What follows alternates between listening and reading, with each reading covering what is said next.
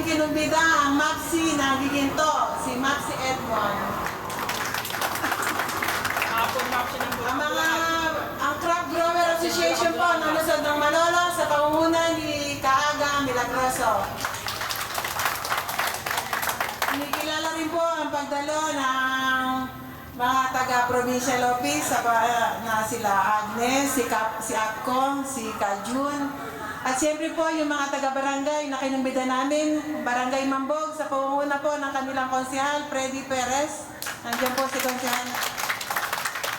Ang Barangay Barihan po, sa pamumuna ni Kapitana Hubing. Si Konsehal Willie.